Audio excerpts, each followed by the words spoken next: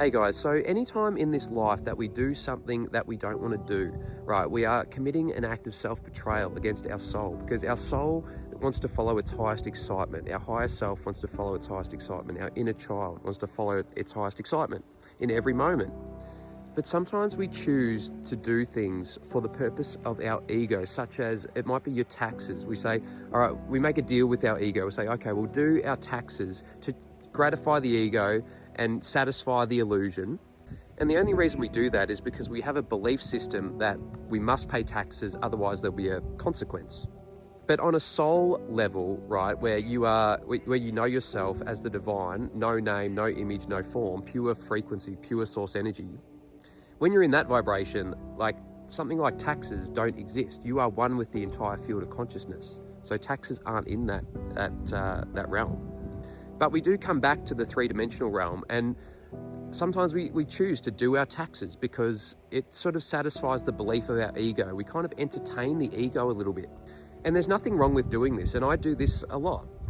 Because the belief systems of the ego are so rigid and so entrenched that it takes time to override and reprogram the belief systems of the lower mind, the ego.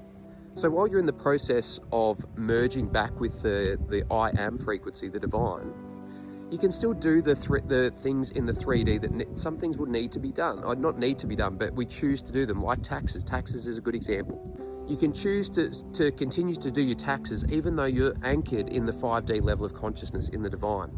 If that's what your ego needs to find peace within itself. So, because you don't necessarily want to trigger or poke the ego and make it throw a tantrum, which can be volatile and there could be consequences if the ego throws a tantrum and starts reacting to the illusion.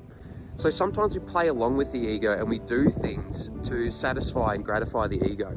But the reason why I made this video is because I just think it's really important to be aware that whenever we do things like taxes in the 3D, that we are simply doing them for the ego. So we can consciously be aware and make a deal with the ego and say, cool, I'm going to do this for you, ego. That's sort of my peace deal with you. And if you make peace deals with your ego like that and gratify it or satisfy it in a kind way and find a bit of a balance there between you and your ego as you're on this journey of awakening, eventually you will get to the point where the ego fully dissolves and lets go. But while you're on the process, you can string the ego along a little bit and continue to validate some of the beliefs of the ego, but just be in the awareness that you're not doing it from a soul level. You're not doing it from your higher self perspective. You are dropping down into your lower mind to do those tasks.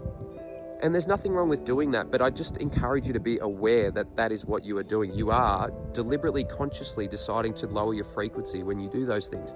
So just do them as mindfully as you can. And with that awareness, see if you can place your creator awareness on top of your lower mind awareness as you do these things, such as your taxes.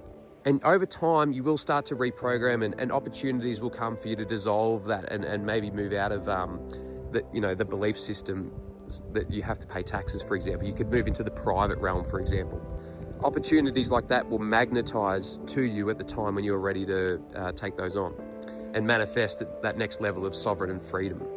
But yeah, it all lines up perfectly. You can trust that everything happens in divine time. It's all a divine orchestration. But just the key thing is creator awareness, remaining anchored in pure awareness.